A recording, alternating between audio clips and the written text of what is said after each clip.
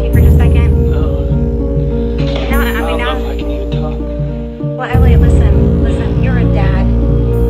Talk about why you left the scene of the crash that day, just so people understand.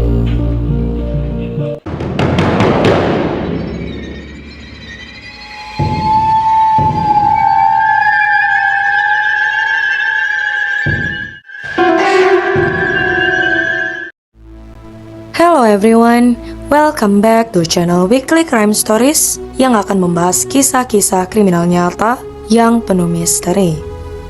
Bagi kalian yang menyukai kisah kriminal penuh misteri, jangan lupa klik tombol lonceng di bawah, subscribe channel ini agar kalian tidak terlewat kisah yang penuh misteri berikutnya. Setiap tahun, sekitar 10.000 orang di Amerika Serikat kehilangan nyawa akibat mengemudi dalam pengaruh alkohol. Angka ini berarti satu nyawa hilang setiap 52 menit, menghancurkan keluarga dan meninggalkan duka di sekitarnya. Di balik statistik yang suram ini, terdapat kisah-kisah pribadi yang memilukan, seperti kisah Shelby Binney, seorang gadis berusia 16 tahun yang meninggal dunia pada 11 Januari 2024 akibat keputusan berbahaya ayahnya. Perjalanan keluarga Binney yang malang dimulai seperti biasa, menjemput Shelby dari latihan cheerleading dan mengambil makan malam. Namun, malam itu berubah menjadi tragedi akibat keputusan yang ceroboh. Setelah berhenti untuk makan, Elliot Binney membeli sebotol vodka dan meminumnya di dalam mobil sambil mengemudi. Cuaca malam itu sangat buruk, hujan deras membuat jarak pandang terbatas. Para saksi mata kemudian bersaksi bahwa cara mengemudi Elliot sangat mengkhawatirkan. Ia melaju zigzag di jalan, mengebut, dan mencoba menyalip kendaraan lain secara berbahaya di jalan yang gelap dan licin. Salah satu saksi mata menggambarkan momen ketika mobil Tahoe yang dikemudikan Elliot tiba-tiba melayang di udara sebelum akhirnya jatuh dan menghantam tanah dengan keras. Kecelakaan itu sangat parah. Mobil terguling beberapa kali menyebabkan Shelby yang duduk di kursi belakang terlempar keluar dari kendaraan. Tubuhnya ditemukan tak bernyawa di pinggir jalan. Sementara itu, Brittany Binney, istri Elliot, dan dua anak mereka yang lain terjebak di dalam kendaraan yang hancur dan mengalami luka-luka. Namun, Elliot memilih melarikan diri dari lokasi kejadian tanpa mengatakan sepatah kata pun. Yang membuat penyelidik dan saksi mata terkejut adalah keputusan Elliot untuk meninggalkan keluarganya dalam situasi paling genting. Para saksi pun melaporkan melihatnya berjalan menjauh dari lokasi kecelakaan dengan kondisi tidak terluka tetapi terlihat mabuk. Polisi pun menggunakan GPS untuk melacak ponsel Elliot, menemukannya lebih dari 60 km jauhnya di Cekota. Elliot bersembunyi di garasi temannya, mencoba sadar sebelum menyerahkan diri. Tindakannya untuk melarikan diri ini ditambah dengan catatan masa lalunya menunjukkan pola perilaku yang mengkhawatirkan. Elliot Binney bukan orang baru dalam perilaku ceroboh atau pelanggaran hukum. Faktanya, ini bukan kali pertama dia didakwa melarikan diri dari tempat kecelakaan.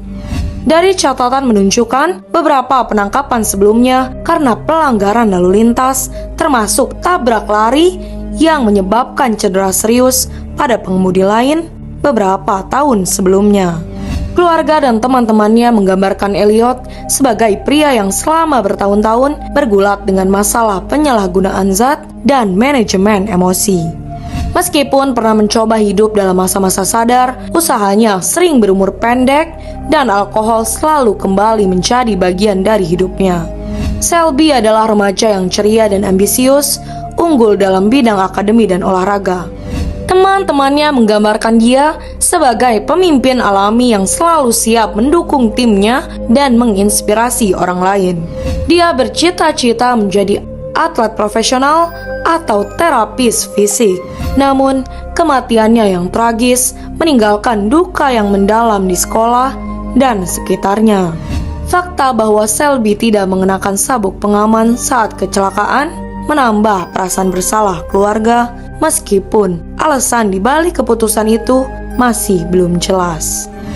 Di pengadilan, Brittany Bini memberikan kesaksian yang mengungkap detail mengerikan sebelum kecelakaan. Ia mengaku bahwa ia membuat minuman beralkohol di mobil yang diminum Elliot sambil mengemudi. Ketika dia memohon Elliot untuk tidak menyalip kendaraan lain, suaminya mengabaikannya. Selama sidang pendahuluan, para saksi menggambarkan Elliot sebagai seseorang yang dingin dan tidak peduli saat meninggalkan lokasi kecelakaan.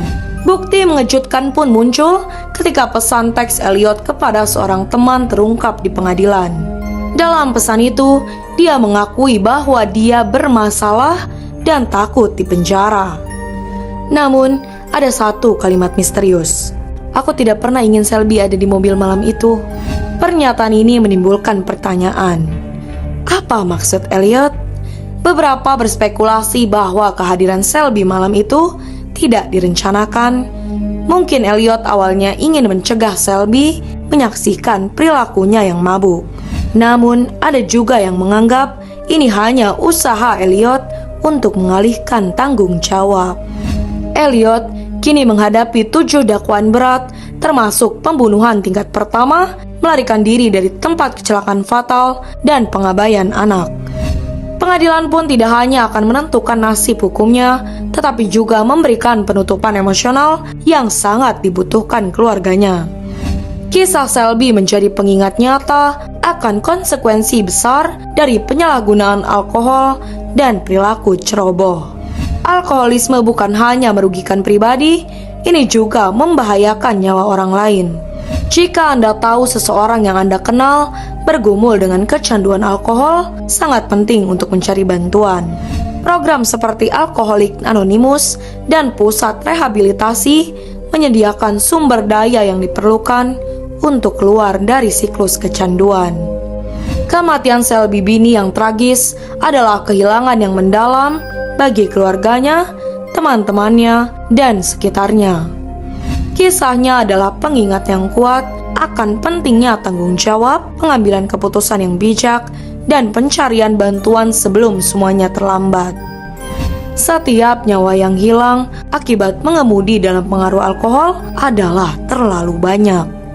Mari biarkan kenangan Selby menginspirasi kita untuk bertanggung jawab saat mengambil kendali di belakang kemudi.